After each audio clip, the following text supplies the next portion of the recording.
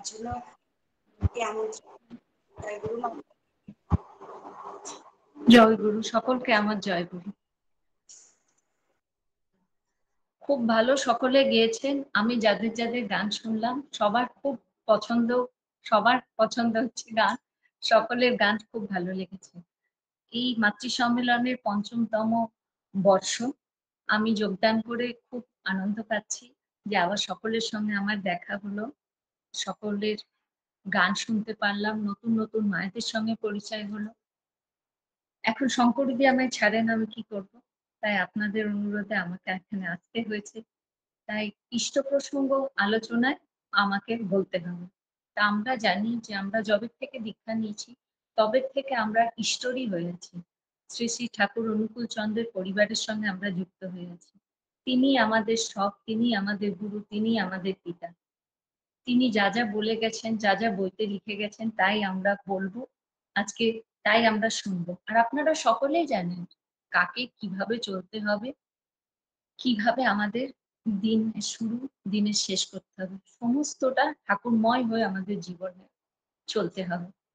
তা যাই হোক, আপনারা অনেক কিছু জানেন, তবু আমার মুখ থেকে কিছু শুনবেন। আমার জানি না আমি কিরম করে বলবো। আপনারা তো সবই জানেন, আপনারা আমার থেকেও হয়তো অনেক দিনের দীক্ষিত আছেন, অনেক গুরুজনরা আছেন এখানে। আমি তো আপনাদের কাছ থেকে শেখার জন্য এসেছি। তা যাই হোক, আজকে শুরু করছি কিছু ছোট ছোট ঠাকুরের কথা, যেগুলো নতুন নতুন জীবনের সঙ্গে, নতুন যারা দীক্ষা নিয়েছে তারা যদি শোনেন, তারা শুনলে হয়তো তাদের জীবনের সঙ্গে চালনা যদি করেন এই ঠাকুরের কথাগুলো, তাহলে তাদের উপকারে লাগবে। পরম প্রেমময় শ্রী শ্রী ঠাকুর অনুকূল চন্দ্রকে আমার প্রণাম। জগৎ জননী শ্রী শ্রী বড়মা শ্রী চরণে আমার প্রণাম। পরম পূজ্যপাদ শ্রী শ্রী বরদার চরণে আমার প্রণাম। পরম পূজ্যপাদ শ্রী শ্রী আচার্যদেবের চরণে আমার প্রণাম। উপস্থিত সকল মায়েদের রানন্দিত প্রণাম এবং জয়গুরু। আমরা আজকে কিসের জন্য উপস্থিত হয়েছি? আমরা আজকে উপস্থিত হয়েছি ঠাকুরের কথা বলার জন্য। শ্রী শ্রী ঠাকুর অনুকূল চন্দ্রের পরিবারের সঙ্গে আমরা সকলে যুক্ত। একটু আগেই বললাম যে আপনারা কত ভালো যে একটা অনুষ্ঠানে এসেছেন। আপনারা নিজেরাই অনেক কিছু জানেন ঠাকুরের কথা, কিন্তু আপনারা নিজেরা না বলে হয়তো ঠাকুর পরিবারের কেউ যুক্ত আছে, তার কথা শোনার জন্য আপনারা এসেছেন। যে আমি কি বলবো, দেখেন সকলের সঙ্গে মেল বন্ধন করে চলাটাই সবচেয়ে জীবনের মূল লক্ষ্য। আমরা ঠাকুরের দীক্ষা নিয়েছি, আমরা কি জানি যে ঠাকুর কি কি করতে বলেছেন? দুবেলা প্রার্থনা, নাম ধ্যান করা। আমরা প্রার্থনার সময় প্রার্থনা করছি না, বাড়িতে যখন বাচ্চা ছেলেরা আছে, মেয়েরা আছে, তাদেরকে আমরা উদ্বুদ্ধ করছি না যে চল সকালে প্রার্থনা করতে হয়। সেটা পূর্ব দিকে আগে, পশ্চিম দিকে পরে। কিন্তু ঠিক প্রার্থনার টাইমে একটু আগে ঘুমিয়ে প্রার্থনার টাইমে প্রার্থনা করলে, বাবা মাদের সঙ্গে এক আসনে বসে, যেখানে আমাদের মন্দির বানানো হয়েছে, ঘরে ঠাকুরের ফটোই হোক বা কেউ যদি মন্দির বানিয়ে আসন সাজান, সেখানেই হোক, বসে প্রার্থনা করলে যেমন সকালে ওঠাটা অভ্যাস হয়, সেই রকম প্রার্থনার পর ঠাকুর প্রণাম করে, আচার্যদেবকে প্রণাম করে, বাবা মা চরণে প্রণাম করলেও দিনের শুরুটা ভালো হয়। যত আমার মনে হয় গুরুজনকে সম্মান করা যায়, যত গুরুজনকে নিয়ে চলা যায়, তাদের দিকগুলো দেখতে পাওয়া যায়, তাদের কি কি লাগবে, তাদের প্রয়োজনে আমাদের উপস্থিতি, আমাদের মতন যারা ছেলের বউ আছেন, যারা বাড়িতে প্রত্যেকে শ্বশুর শাশুড়ি নিয়ে থাকেন, যারা শ্বশুর শাশুড়িও নিয়ে থাকেন না, যারা বরের সঙ্গেই থাকেন, তাহলে বর আপাতত গুরুজন। তাহলে তিনি কি চাইছেন, তার ভালো লাগা, তার ভালোবাসাগুলো যদি আমরা পূরণ করি, তাহলে সেই সংসারে আর কোনো অশান্তি থাকে না। সেজন্য প্রার্থনাটা দিয়ে আমি কেন শুরু করলাম, যে সকালে প্রার্থনা হলে কি হবে, মর্নিং প্রার্থনা, গরমকাল প্রচুর আমরা টাইম পাবো রান্না করা, ব্রেকফাস্ট করা, এমনকি রাতের ডিনার পর্যন্ত করে রাখা, সবকিছুর আমরা টাইম পাচ্ছি। উপরন্ত কি হচ্ছে, আমরা প্রার্থনা করছি, ঠাকুর বলেছেন প্রার্থনা করতে। আর আমাদের বাচ্চাদের এবং ঘরে যদি কোনো লোক থাকে, স্টাফ হোক, কেউ হোক, আশেপাশের লোকজন যারা আসছেন বাড়িতে বেড়াতে, তাদেরকেও উঠাইয়ে দেয়া দরকার যে আমাদের ঠাকুরের, আমরা কিন্তু ঠাকুরের দীক্ষিত, ঠাকুরের জন্যই আমরা খেতে পাই, ঠাকুরের জন্যই আমাদের সবকিছু। সেজন্য তোমরা ওঠো, প্রার্থনা করো। তাহলে কি হবে, বাচ্চাগুলো বুঝবে রাত্রিরে তাড়াতাড়ি শুয়ে পড়তে হয়। এটা তো গুরুজনদেরই কথা, আগেকার লোকেদেরই কথা, যে তাড়াতাড়ি শো, সকালবেলায় ওঠো। সকালে উঠে প্রচুর সময় পাওয়া যায়। আর রাত্রিরে অন্তত আমার যেটা মনে হয়, বিকেলের প্রার্থনার পর, আমি আগেও বলেছি, বারংবার বলি, যে প্রার্থনার যেই সময়, যেই জায়গায় আমরা থাকি, যে স্টেটে থাকি, সেই প্রার্থনা টাইম অনুযায়ী প্রার্থনা করছি, কিন্তু পূর্ব দিক, আরো পূর্ব দিকে যান, তো প্রার্থনা টাইম পিছতেই থাকে। সেজন্য স্কুল কলেজ থেকে বেরিয়ে আমি গত বছরও বলেছি, বারংবার বলি, যে প্রার্থনাটা করা কতটা গুরুত্বপূর্ণ। প্রার্থনাটা করলে, ঠাকুরের প্রার্থনার মধ্যে ঠাকুর যা যা বলেছেন সেইগুলো আমাদের নিজেদের জীবনে যদি আমরা চালনা করি, তাহলে আমরা কিন্তু সুন্দরভাবে জীবন, সুসংগঠিত ভাবে আমরা চলতে পারি। সেজন্য প্রত্যেকটা ভাই বোনের, আজকে যারা যারা এখানে উপস্থিত আছেন অনলাইনে, ইউটিউবের লিঙ্কটা আছে, বা যারা যারা পরে দেখবেন, বা মায়েদেরও রিকোয়েস্ট, আপনাদের বাচ্চাদের স্কুল থেকে এসে আচ্ছা একটু ঘুমা। আমরাই কিন্তু বাচ্চাদেরকে কি করি, আদর দিয়ে দিয়ে মাথায় তুলি, না ঘুমাবে কেন, ঘুমা, রেস্ট নিক, তারা রোবট না। 6 ঘন্টা, 5.5 ঘন্টা, কারো 5 ঘন্টা স্কুল করে আছে, কিন্তু অনলি প্রার্থনার টাইমটা উঠিয়ে তুমি প্রার্থনা করো। শ্রদ্ধা করলে শ্রদ্ধায় ফিরে আসে। আমি যা যা আমি করব, আমি যা যা জীবনে আমি চালনা করব, যা যা আমার গুরুজনদের দেখে শিখে আমার বাড়ির পরিবেশে আমার বাচ্চাদেরকে শেখাবো, সেই বাচ্চাগুলো কিন্তু তাই তাই করবে, এবং সেগুলোই সুন্দর হয়ে ফিরে আসবে। সেই জন্য দুবেলা এটা করবেন। আর যত মায়েরা আছে সবাইকে বলছি, দেখেন আমিও সোশ্যাল মিডিয়ায় কিন্তু খুব অ্যাক্টিভ, কিন্তু আমার একটা টাইম আছে, যে হয়তো সকালবেলা ঘুম থেকে উঠেই আমি অনলাইন হয়ে যাই না।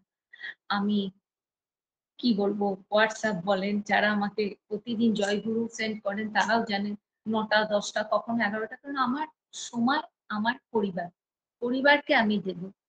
পরিবার ছেড়ে তারপরে আমি সবার সঙ্গে গল্প করব, কথা বলবো, কিন্তু একটা নিজের বাউন্ডারিটা টেনে, গোল করে টেনে তারপরে কথা বলা।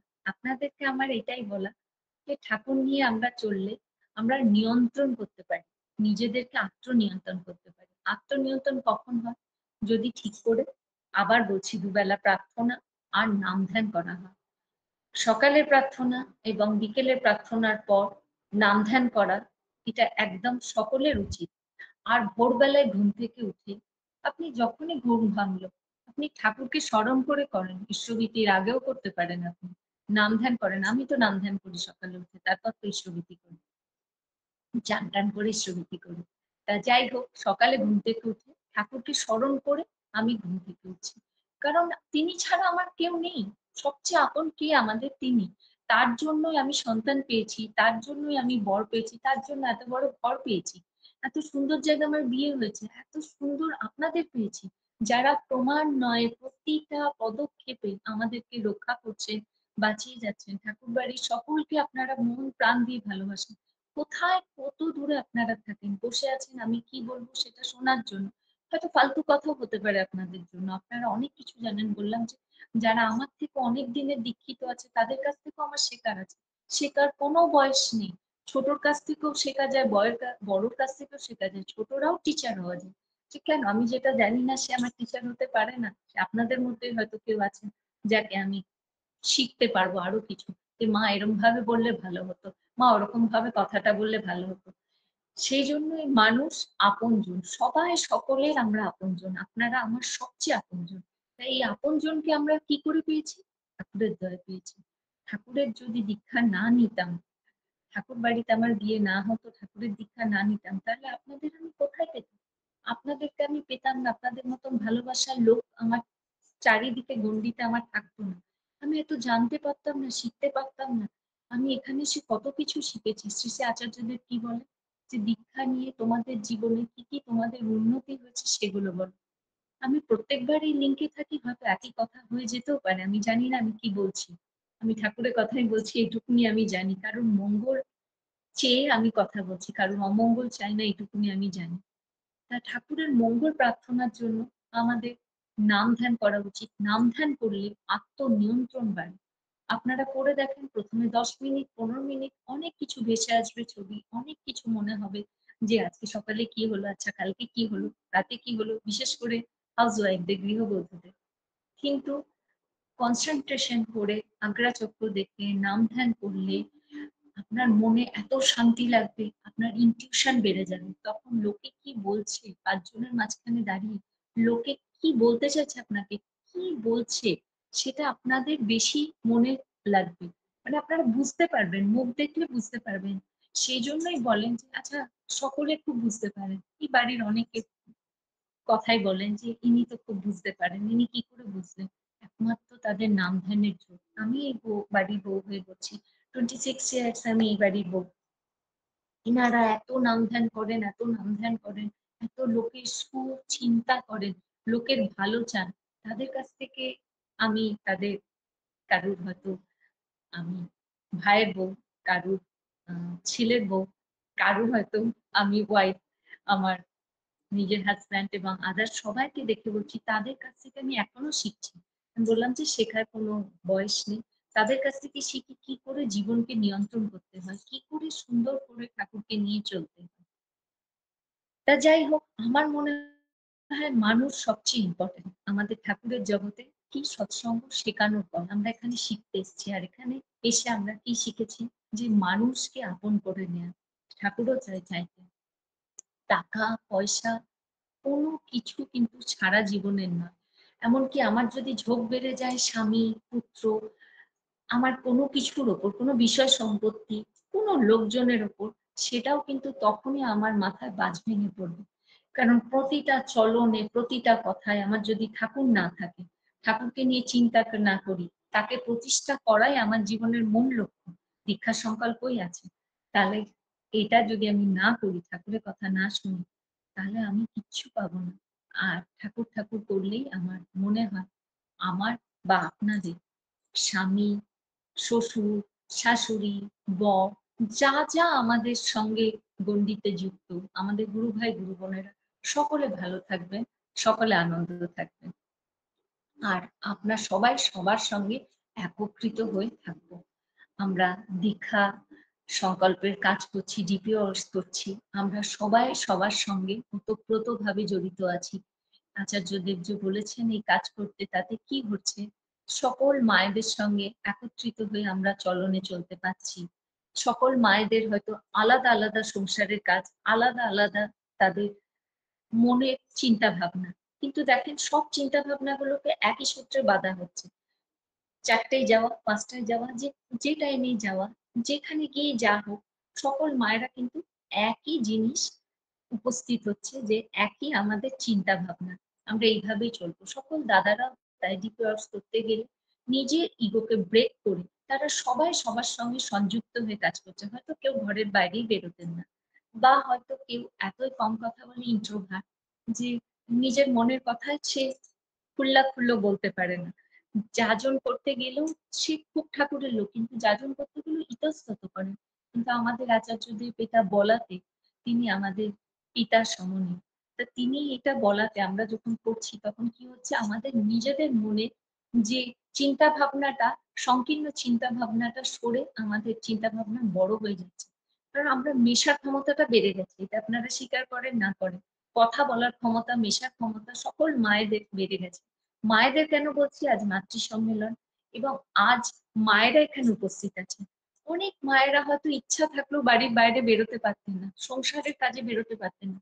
সব কাজ যদি একই কাজ বারংবার বারংবার করা যায়, তাহলে যেটা হয়, ওই লেবু কচলাতে কচলাতে তিতা হয়ে যায়, বা যেখানে শক্ত বাঁধন, সেখানে বাঁধনটা ছিঁড়ে গরু যখন বেরিয়ে যায় ছুটে যায়। তা সেটাই নিয়ন্ত্রণ করার জন্য কিন্তু ডিপি ওয়ার্কস একটা কত ভালো জিনিস, যে আচার্যদেব বলেছেন, তিনি হচ্ছে ঠাকুরের সাকার মূর্তি। তিনি বলেছেন ডিপি ওয়ার্কস করতে, আর এই যে ডিপি ওয়ার্কসটা করে একটা রেগুলেশন আনা, দীক্ষা সংকল্পের কাজ হচ্ছে। কত কত মানুষ দীক্ষা নেয়নি যারা, তারা আগ্রহী হচ্ছে দীক্ষা নেওয়ার জন্য আমাদের কাছ থেকে, আমাদের মাদের কাছ থেকে। আপনারা মানেই আমরা, আপনারা আমাদের পরিবারের সঙ্গে যুক্ত, তাই আপনারা আমরা সমান। প্লাস আমরা যারা অনেক দূরে দীক্ষা নিয়েছেন, ছেড়ে দিয়েছেন, কিভাবে ঠাকুরের ফটো রাখতে হয়, কিভাবে আসন সাজাতে হয় জানতেন না, আমাদের মায়েরা গিয়ে গিয়ে, আমাদের দাদারা গিয়ে গিয়ে সেটা শেখাচ্ছে। সেটাতে কত সুন্দর একটা সব সংগঠিত হচ্ছে, দিনে দিন দীক্ষার সংখ্যা বাড়ছে, লোক আগ্রহী হচ্ছে। হ্যাঁ, নেগেটিভ পজিটিভ দুটোই আছে, নেগেটিভ দিকও আছে, কিন্তু আমরা নেগেটিভ দিককে দেখবো না, আমরা পজিটিভ দিককেই দেখবো। নেগেটিভ তো অনেক কিছুই থাকে। আমরা ঠাকুরের কথা বলতে গেলে কেউ তেড়ে আসতে পারে। ঠাকুরের যে রীতি রেয়াজ গুলো আছে, মুখে হাত দিয়ে কাশা, মুখে হাত দিয়ে হাত ধোয়া, এই জিনিসগুলোই তো সাধারণ জগতে অনেকে পালন করেন না। কিন্তু আমরা ট্রেন বাসে চড়তে গিয়ে, আমরা পাবলিক ট্রান্সপোর্ট ইউজ করতে গিয়ে আমরা এগুলোকে দেখি অনেক লোক করছে। তখন আমরা কি করি? আমাদের আচরণ দিয়ে শেখাই না, তাদেরকে বলার দরকার নেই। বললে হয়তো ইগোতে লেগে যাবে। আজকাল সবার খুব ইগো, জানি না কেন, সবাই একটুতেই আহত হয়ে যায়। কিন্তু ইগো ছেড়ে আমরা ঠাকুরের লোক তখনই হব যখন আমরা সেই মানুষটাকে আমরা শেখাবো। কারণ আমি যদি একটা খারাপ দেখি, আমি অন্যায় দেখি এবং আমি সেটা প্রতিবাদ করছি না, এটাও কিন্তু খারাপ। এটা আমারও খারাপ, তারও খারাপ। সেজন্য আমি যখন পাবলিক ট্রান্সপোর্ট ইউজ করি, আপনারা ভাবেন ইউজ করি না, আমরা নিশ্চয়ই ইউজ করি, কেন করবো না, আমরা অতি সাধারণ। যখন আমি ইউজ করি তখন আমি এরকম টাইপের লোক দেখলে আমি আচরণটা করি, শিখিয়ে দিই, তার সঙ্গে ভাব করার চেষ্টা করি, তাকে বলি যে দেখেন এইগুলো করলে আনহাইজেনিক, সায়েন্টিফিক্যালি দেখায় ঠাকুরের যে রীতি আছে, সদাচার কিভাবে পালন করতে হয় সেটা পুরোপুরি সায়েন্টিফিক্যালি ঠাকুর দেখিয়েছেন। কত কত যুগ আগে, তিনি তো সায়েন্টিস্ট ছিলেন, তিনি ডাক্তার ছিলেন, তিনি উকিল ছিলেন, তার বই পড়লে তো সবকিছু জানা যায়, সবকিছু ছেড়ে তার বই পড়তে ইচ্ছে করে। সেই জন্য আমার অনুরোধ, আপনারা বাড়িতে থেকে যেমন সুন্দর মায়েরা কি সুন্দর মাতৃ সম্মেলন করছেন, ডিপিআরস করছেন, আমি আজকে এসেছি, আমার খুব মজা লাগছে, আনন্দ লাগছে সবার সঙ্গে যুক্ত হয়ে, সেজন্য আপনারাও তাই করবেন। যে এমন ভাবে আমরা নিজেদের চলন চলবো, সেই চলনে যেন লোকে আকৃষ্ট হয়, দেখে মুগ্ধ হয়, এবং লোকে যেন বলে যে আচ্ছা এটাই তো ঠাকুর। ভাবে সংগঠিত হয়ে চলা উচিত, ইগো ছেড়ে দেওয়া উচিত। ঠাকুরের কাজ করতে গেলে কোনো ইগো রাখা চলবে না। ইগো অর্থাৎ নিজের হার্ট হয়ে যাওয়া, একটুতে কে কি বললো আমার বুকে নিয়ে নিলাম। অনেকে অনেক কিছু বলে।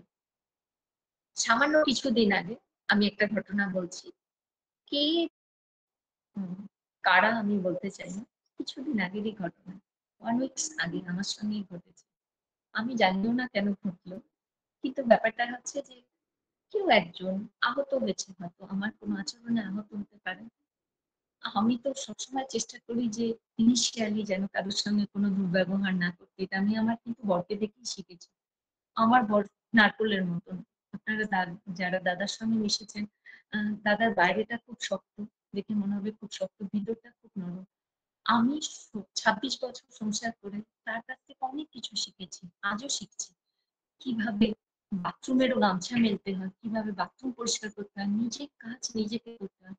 এবারে প্রত্যেকেই তাই, কিন্তু যেহেতু আমি আমার বরের ওয়াইফ, আমার বরকে দেখে আমি আমার চলনটা শিখেছি। অসাধারণ ভাবে তার চলন, তার মধ্যে আজ পর্যন্ত আমি কোনো 2 নম্বরিটা দেখিনি। তা যাই হোক, আমি সবসময় তাকে ফলো করি এবং তাকে মেনে চলি। এই কথাটা বলার অর্থ যে নারায়ণ ছাড়া লক্ষ্মী হয় না। তা নারায়ণের পুজো করা উচিত সব সময়। মানে বড় মা, শ্রী শ্রী জগৎজননী বড় মা, তার খাওয়া পড়া, সাজ স্বচ্ছন্দ, যত কিছু সবার আগে ছিলেন পরম প্রেমময় শ্রী শ্রী ঠাকুর অনুকূল চন্দ্র। তিনি খাওয়ার আগে যখন উঠতে পারতেন না, তখনও তিনি ঠাকুরের খোঁজ নিতেন, যে পরম পিতা খেয়েছেন তো, শ্রী শ্রী ঠাকুর খেয়েছেন তো, নিজের বরকে ঠাকুর বলেই জ্ঞান করতেন। এটা আমরা কজন পারি। তার কাছ থেকে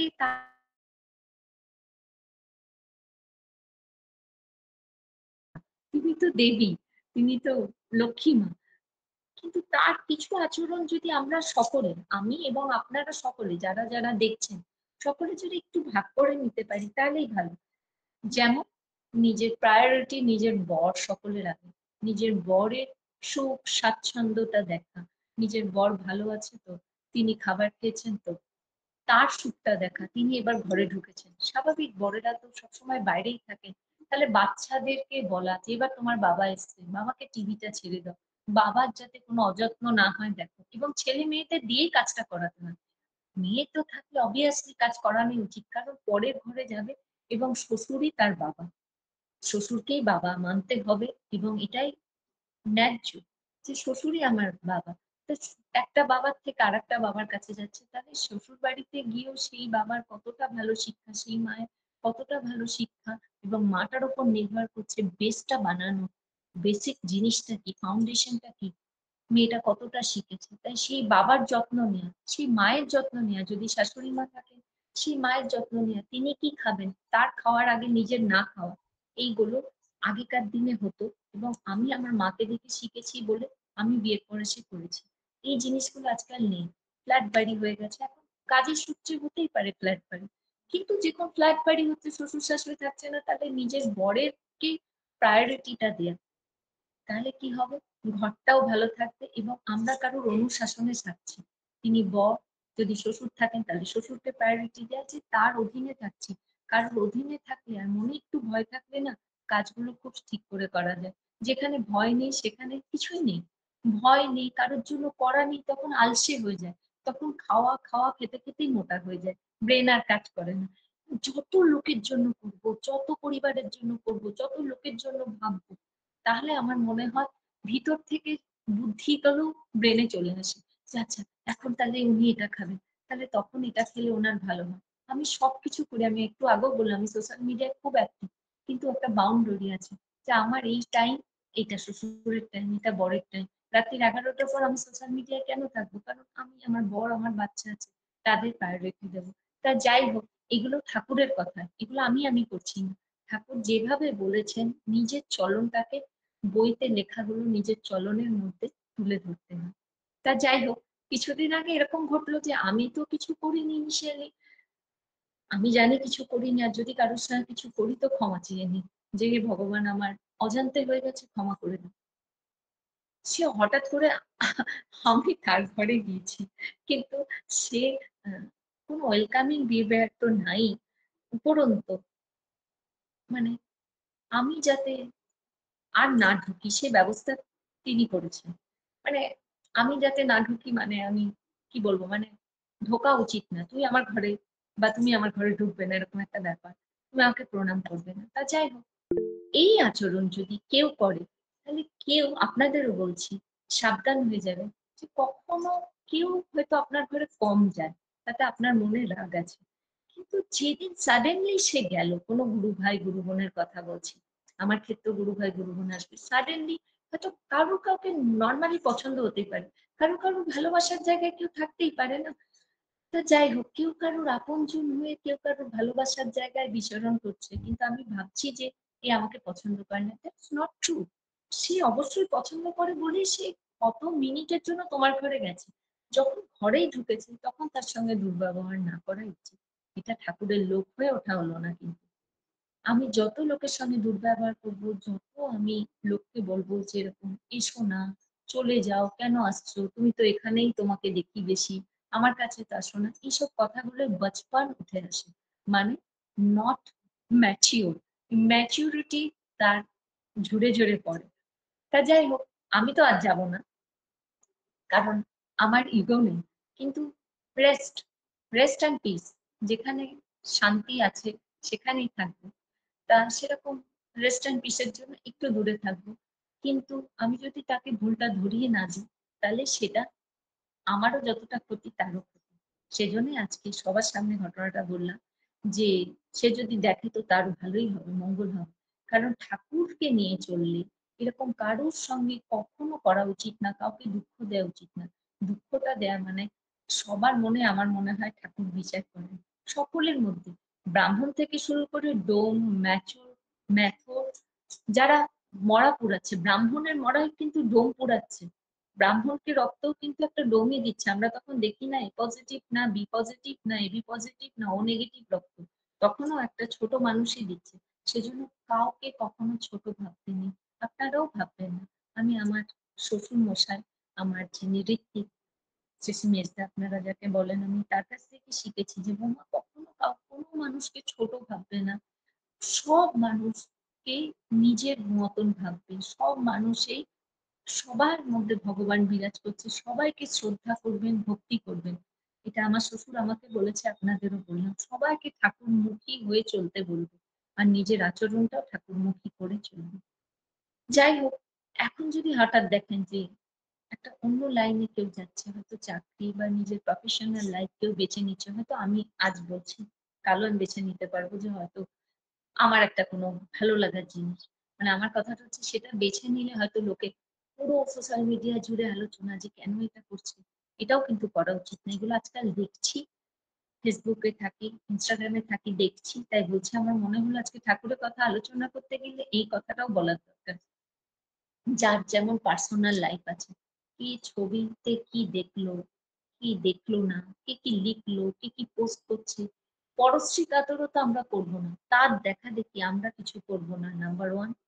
নাম্বার টু, আমরা যদি ঠাকুরেরই লোক হই, তাহলে যতটা পারা যায় গুরুজনকে শ্রদ্ধা করবো। আবার বলছি, তাদের যদি কোনো ছবি, তাদের যদি কোনো পিকচার, এনিবডি এনিবডি এলস, ঠাকুর বাড়ি বলেই না, আপনাদের মধ্যেও যারা গুরুজন আছে, লঘুজনেরা গুরুজনকে দেখছেন আর সেটা নিয়ে ফেলাফেলি করতে শুরু করলেন, রিপোস্ট টিপোস্ট করার দরকার নেই।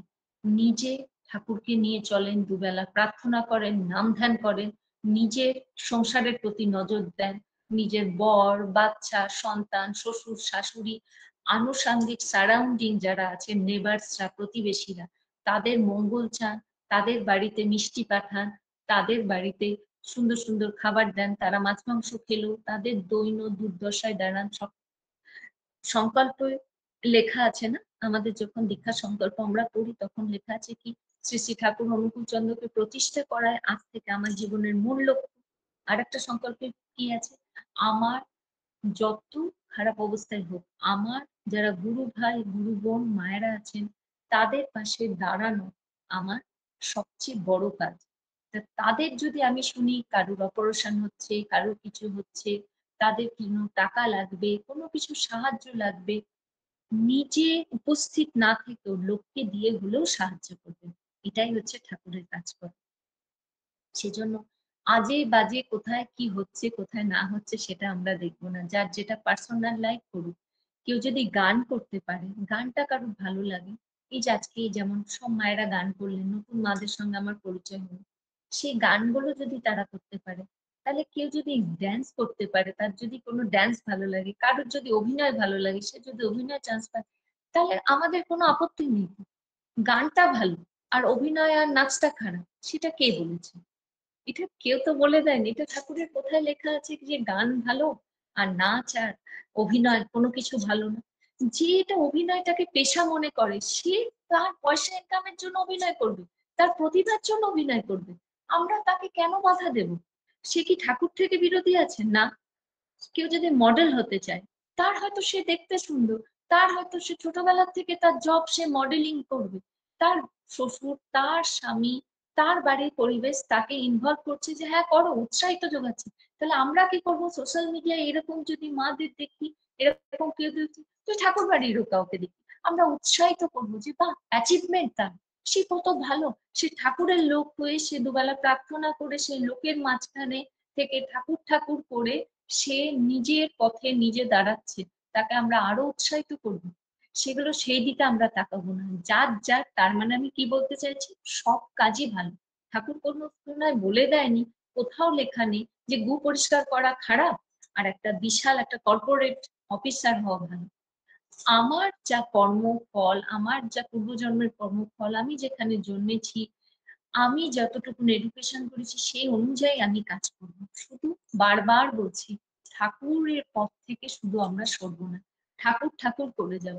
আমাদের জীবন ঠাকুর নিয়ে, আমাদের যখন মারা যাব তখনও শ্রী শ্রী ঠাকুর অনুকূল চন্দ্রের স্মরণ করে আমরা যাব, মনে মনে আমরা নাম জপ করবো।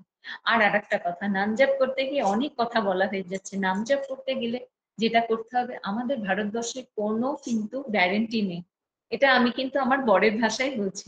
একদিন গাড়ি করে দাদা আর আমি যাচ্ছি, দাদা গাড়ি চালাচ্ছে, তো তখন এই কথাটা দাদা বলছে। অ্যাকচুয়ালি আমরা আসছিলাম শিলিগুড়ি হয়ে, 3-4 বছর আগের কথা। ভাগলপুর ব্রিজের ওখানে, হ্যাঁ, দাঁড়িয়েছি, গঙ্গাটা নিচে। আর একটা ছোট্ট কথা আপনাদের বলি, আর একটা কথা বলে আমি শেষ করবো, বেশি সময় নেব না। তো ওই ভাগলপুর ব্রিজের ওখানে গাড়িটা আমাদের আছে, দাদা ড্রাইভ করছে, বাচ্চাগুলো খুব ছোটই তখন। তা আমি একটু ভীতু। তা গঙ্গা ব্রিজের ওখানে ব্রিজটা নড়ছে, একটা করে ট্রাক যাচ্ছে, ব্রিজটা নড়ছে, আমি খুব ভয় পাচ্ছি। তা আমি দাদার পাশে বসে আছি। তা দাদা বলছেন ভয় কেন পাচ্ছ, ঠাকুরের লোক হয়ে? অখণ্ড নাম জপ করো।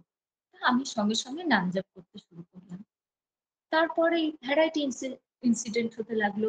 যেমন কলকাতায় ব্রিজ ভেঙে যাচ্ছে, গুজরাটে ব্রিজ ভেঙে যাচ্ছে, যুদ্ধকালীন পরিস্থিতি, প্লেন অ্যাক্সিডেন্ট হচ্ছে, কত রকম হচ্ছে। তাদের সবার জন্য যারা যারা ধরেন প্লেন অ্যাক্সিডেন্টও আমাদের গুরু ভাই ছিল না ছিল আমি এগুলো জানতে চাই না, কিন্তু মানুষ ছিল এটুকুনি জানি। আমি মানুষ, আপনারা মানুষ, তারাও মানুষ, ছেলে মেয়ে নির্বিশেষে সবাই ছিল।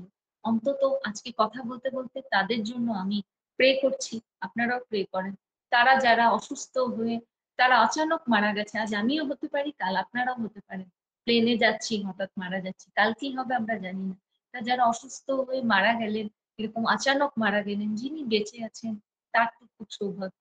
আর যারাও মারা গেছেন তাদের জন্য প্রার্থনা করি যেন সেসব সকল আত্মার শান্তি হয়, সকলে যেন পরের জন্মে তারা ঠাকুরের লোক হয়ে ওঠে, ঠাকুর ঠাকুর করুক।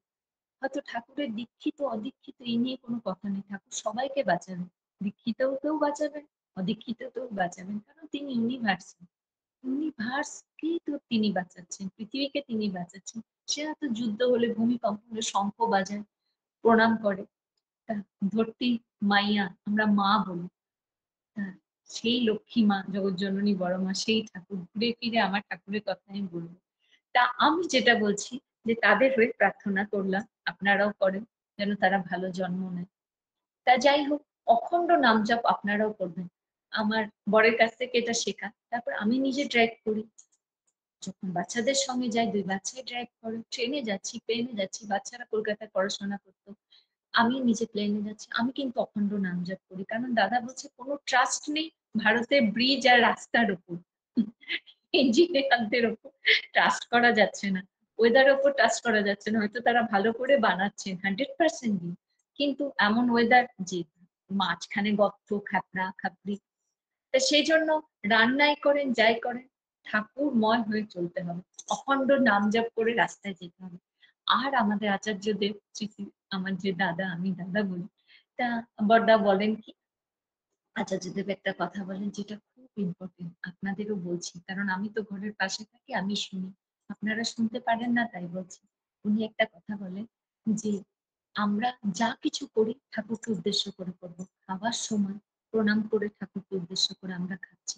আমি আজকে যখন মাতৃ সম্মেলনে বলছি আমি কিন্তু ঠাকুর প্রণাম করে আগেই প্রে করেছি, ঠাকুর আমি আজকে মাতৃ সম্মেলনে বলছি, তোমার কথাই যেন বলতে পারি, আমি যেন না করি, পড়াটা তোমাকে প্রতিষ্ঠা করাই আমার জীবনের মূল লক্ষ্য। আজকে যেন মাতৃ সম্মেলনে তোমাকে আমি প্রতিষ্ঠা করতে পারি, ফালতু কথা আমি না বলতে পারি, তোমার কথাই যেন বলতে পারি।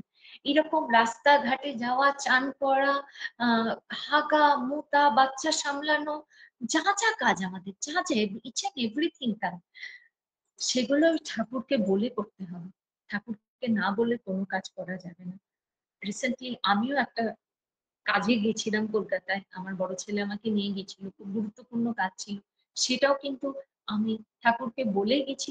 এবং ঠাকুর পার্লারে আছেন আমি জানি, আমার সঙ্গে আছেন, এবং যখন আমি ওই প্ল্যাটফর্মে উঠছি তখন আমি ঠাকুরকে স্মরণ করছি, ঠাকুর আমি যেন ঠিক মতো 100% আমার দিতে পারি, এবার তোমার ইচ্ছা হলে তুমি আমাকে এগ্রি করবে, না ইচ্ছা হলে এগ্রি করবে না, এইভাবে জীবনটা চালনা করা উচিত। তো যাই হোক, আজকে অনেক রকম কথা হয়ে গেছে, অনেকক্ষণ আমি সময় নিয়ে নিয়েছি, কারণ কম টাইমেই বলা উচিত, এটাও আমার বর সবসময় বলে কম টাইমে বলবে, ঠাকুরের কথা বলবে। আর একটা কথা যেটা দাদা সবসময় বলে, মানে আমার হাজব্যান্ডের কথা বলছে, যে ভালোবাসা, ঠাকুরকে ধরে কি শিখেছো? আমি এটুকুনি শিখেছি, ঠাকুরকে ধরে ভালোবাসতে শিখেছি, কাউকে ঘর থেকে বের করে দিতে শিখিনি, কাউকে বলতে উচিত না বা বলতে শিখিনি যে আমার থেকে দূরে থাকো, আমাকে তুমি প্রণাম করবে না। ঠাকুরকে নিয়ে চলে এইটুকুনি বলতে পারি, তুমি আমার, তুমি আসো, আমার কাছে আসো, যদি আমাকে ভালো লাগে আমি একটু হলেও আমার কিছু জিনিস থাকলেও আমি তোমাকে সাহায্য করব, এবং সকলকে আপন করে নেব। এটা আমাদের আচার্যদেব সারাক্ষণ শেখাচ্ছেন, সকাল থেকে রাত অবধি তিনি বসে থাকেন নাট মণ্ডপে, দুবেলা প্রার্থনা যাওয়া প্লাস নাম ধ্যানে যাওয়া, 1:30টার সময় তিনি যান, হেঁটে যান হেঁটে আসেন, তারপরে বসে বসে তিনি লম্বা মানুষ, এইটুকুনি টাইম বসতে গেলে আমি একবার এরকম করছি, যেটা করছি সেটা দেখতেই পাচ্ছেন, কিন্তু উনি দেখেন অতটা লম্বা মানুষ, 6 ফিট লম্বা মানুষটি বসে বসে বসে বসে আপনাদের কথা ধৈর্য ধরে শুনছেন, ধৈর্য ধরে বলছেন, তাহলে তাকে দেখেন তিনি কি কতটা ঠাকুরের কতটা ধৈর্য, কত রকম কথা আসছে, কত রকম, তিনি হয়তো রেগেও যেতে পারেন, কিন্তু যখন তার বলার, তখন আমাকে সুরে বলছেন, একদম গর্জে বলছেন যেমন সিংহ বলে। কিন্তু যখন সুন্দর করে কথা বলেন, সুন্দর করে বলছেন। এই চলনগুলো আমরা ফলো করব। আমরা নাটমণ্ডপের সামনে থেকে আমরা মোবাইল তুলে আমরা লাইভ করছি, সেটা করা না। আমরা একটুখানি ২ দিন হয়তো ঘর পাচ্ছি, ২ দিন দেওঘরে থাকছি, তাহলে তিনি কি বলছেন সেগুলো শুনবো এবং সেগুলো নিজের চরিত্রের সঙ্গে আমরা নিজেরা সেটা চালনা করব। তা এইভাবেই শেখা, এইভাবেই করা। আমার এই বাড়ির প্রত্যেকে এইভাবেই চলে। আমার বরকেও দেখি সাইকেল ইউজ করেন, হাঁটেন, যতটা পারেন কম গাড়ি চালান। তাকে দেখে দেখে আমি শিখছি। আমারও মাঝে মাঝে মুখ থেকে বেরিয়ে যায়, জানেন তো, চলো না তুমি গাড়ি করে যাও। তারপর মনে হয় আমি তো এই বাড়িতে বিয়ে হচ্ছে, গাড়ি পেয়েছি। যদি সাধারণ ঘরে বিয়ে হতো, আমার কি গাড়ি থাকতো? হয়তো নাও থাকতে পারতো। কিন্তু সাধারণ ভাবে চলন করি না, চলো আমি তোমার সঙ্গে হেঁটে যাই। এটা মজা। হয়তো এই বাড়ির বউ হয়ে এটা শিখেছি, বা আমি আমার বরকে দেখছি বলে আমি শিখেছি।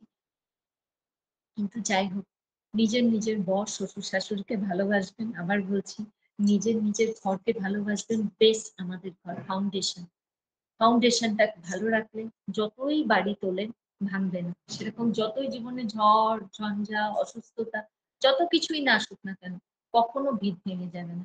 নিজের বর শ্বশুর শাশুড়ি, নিজের পরিবার এবং হোল ফ্যামিলি, যেমন আমি জয়েন্ট ফ্যামিলিতে আছি, আমি জয়েন্ট ফ্যামিলিরও মেয়ে, সব জয়েন্ট ফ্যামিলিকে একত্রিত করে চললেন। যদি গুরুজনেরা কিছু বলে, মন খারাপ হতে হবে না, সেটা মেনে চলবো। কারণ তারা তো ভালোর জন্যই বলছে। তারা গুরুজন কি করে হচ্ছে, ১ বছর হলেও তো বড়। তারা বলছে, আমরা শুনবো। যাই হোক, আজকে আমি শেষ করার আগে একটা বলছি। একজন মাকে আমি দেখলাম, মায়ের স্বপ্না মা সম্ভবত, হাতে কিছু একটা ব্যান্ডেজ করা, আর আমার অডিও ভিডিও অফ ছিল, আর এখানে একটা চ্যানেল করা। তার কি হয়েছে জানি না, আফটার আমি বলার পর আমি লাস্টে যদি সময় থাকে আমি শুনবো।